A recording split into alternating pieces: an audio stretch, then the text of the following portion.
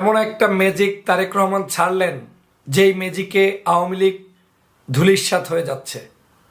বাংলাদেশের এই মুহূর্তে তারেক রহমান একটি আতঙ্কের নাম আওয়ামী লীগের কাছে, ষড়যন্ত্রবাদীদের কাছে, চোরদের কাছে, বাংলাদেশের অগণতন্ত্র চর্চাকারীদের কাছে। আমি বলছি, কি এমন জাদু তারেক রহমান ছেড়েছেন এই মুহূর্তে, যার কারণে আওয়ামী লীগকে দুশ্চিন্তায় পড়তে হচ্ছে।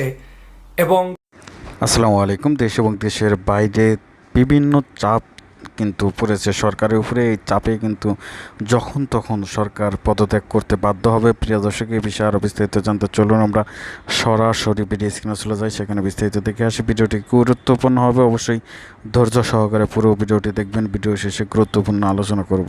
এমন একটা ম্যাজিক তারেক রহমান ছাড়লেন যেই ম্যাজিকে আওয়ামী লীগ ধূলিসাৎ হয়ে যাচ্ছে। বাংলাদেশের এই মুহূর্তে তারেক রহমান একটি আতঙ্কের নাম আওয়ামী লীগের কাছে, ষড়যন্ত্রবাদীদের কাছে, চোরদের কাছে, বাংলাদেশের অগণতন্ত্র চর্চাকারীদের কাছে। আমি বলছি, কি এমন জাদু তারেক রহমান ছেড়েছেন এই মুহূর্তে, যার কারণে আওয়ামী লীগকে দুশ্চিন্তায় পড়তে হচ্ছে এবং কেন আওয়ামী লীগ এতটা বিচলিত হচ্ছে। তারেক রহমানের যেই নেতৃত্ব, সেই নেতৃত্বে আওয়ামী লীগ এখন হতভম্ব হয়ে গিয়েছে। আপনারা জানেন, গতকালকে বাংলাদেশ জাতীয়তাবাদী দলের প্যাডে মির্জা ফখরুল ইসলাম আলমগীর সাহেবের স্বাক্ষরিত যে আহ্বান পৌঁছে দেওয়া হয়েছে, ঐক্যের আহ্বান, সেই ঐক্যের আহ্বানটা আওয়ামী লীগ কোনোভাবে ভালোভাবে মেনে নিতে পারেনি।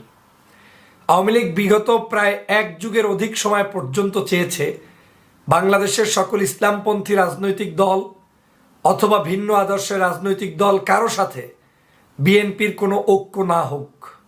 বিএনপি কারো সাথে ঐক্যবদ্ধভাবে এক প্ল্যাটফর্মে থেকে শেখ হাসিনার বিরুদ্ধে কোনো আন্দোলন না করুক।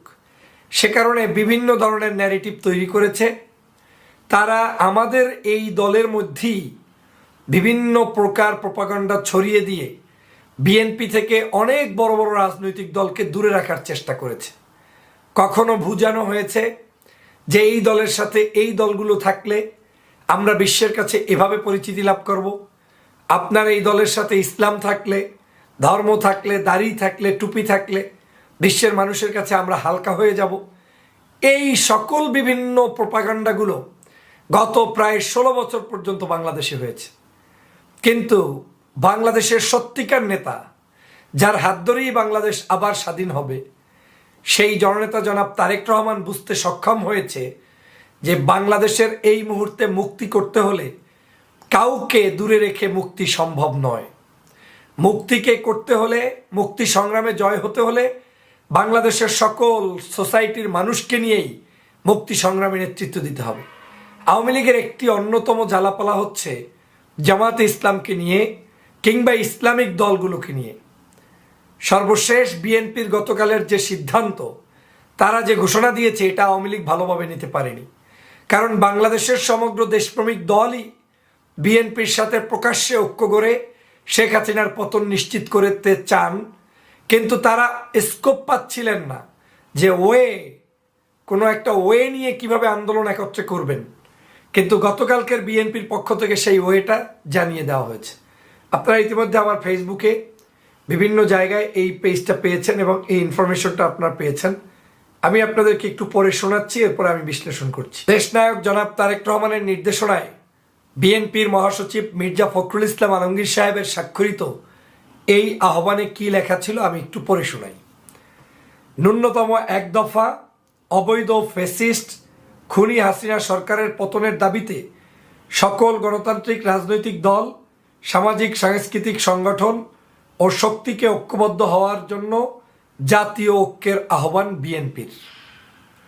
বিএনপি বলছে, এই মুহূর্তে জাতির এই ক্লান্তি লগ্নে জাতীয় বৃহত্তর স্বার্থে লুণ্ঠিত গণতন্ত্র ও ভোটাধিকার পুনরুদ্ধার, অধিকারহীন জনগণের ও জাতির মুক্তির লক্ষ্যে আমরা উপরোক্ত ন্যূনতম এক দফার ভিত্তিতে এবং দাবিতে দেশের সকল গণতান্ত্রিক রাজনৈতিক দল, সামাজিক সাংস্কৃতিক সংগঠন, ব্যক্তি ও শক্তিকে ঐক্যবদ্ধ হয়ে একটি জাতীয় ঐক্য গঠনের আহ্বান জানাই।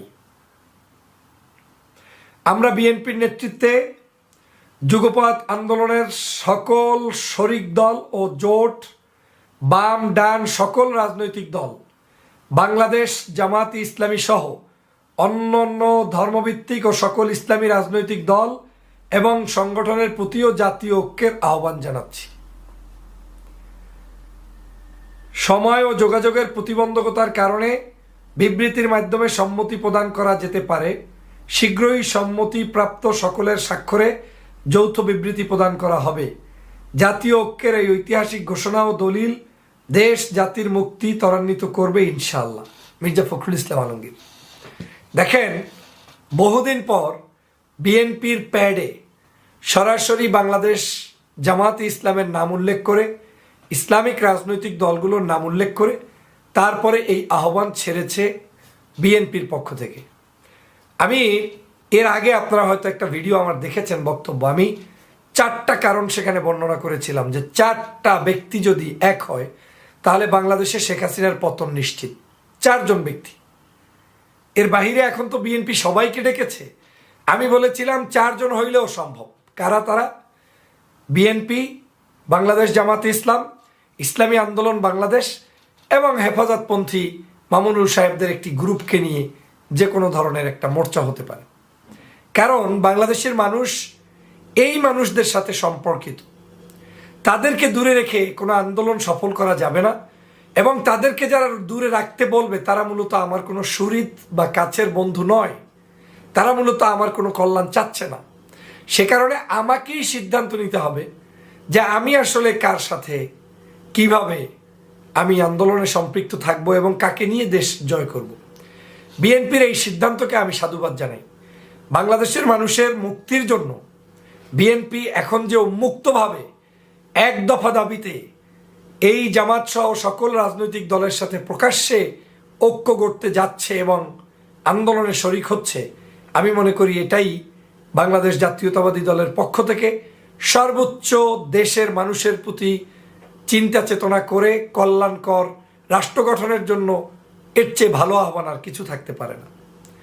বিএনপির এই আহ্বানে সাড়া দিয়ে আমার বিশ্বাস বাংলাদেশের সকল রাজনৈতিক দল বিএনপির সাথে ঐক্যবদ্ধ হবেন এবং তারা তাকে সমর্থন জানিয়ে এই মুহূর্তে ফ্যাসিবাদের কবল থেকে বাংলাদেশকে রক্ষা করবেন।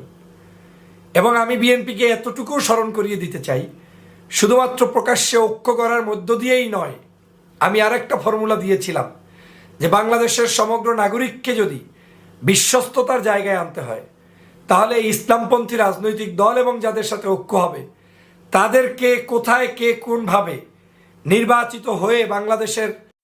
প্রিয় দর্শক, আশা করি পুরো ভিডিওটি দেখেছেন এবং বুঝতে পেরেছেন যে বর্তমান সমসাময়িক যে ঘটনা ঘটছে এবং ছাত্র আন্দোলন থেকে শুরু করে রাজনৈতিক আন্দোলন কিন্তু মোড় নিয়েছে এবং এই বিষয়টি কিন্তু সারা বিশ্বের যারা রয়েছে মিডিয়াতে কিন্তু দেওয়া হচ্ছে এবং সারা বিশ্বের যারা প্রভাবশালী নেতা রয়েছে তারা দেখছে বিষয়টি এবং তারা কিন্তু খুব গুরুত্বর সাথে এই বিষয়টি দেখছে এবং বাংলাদেশের এই বিষয়টি যেন খুব দ্রুত সমাধান হয় সে বিষয়ে কাজ করছে।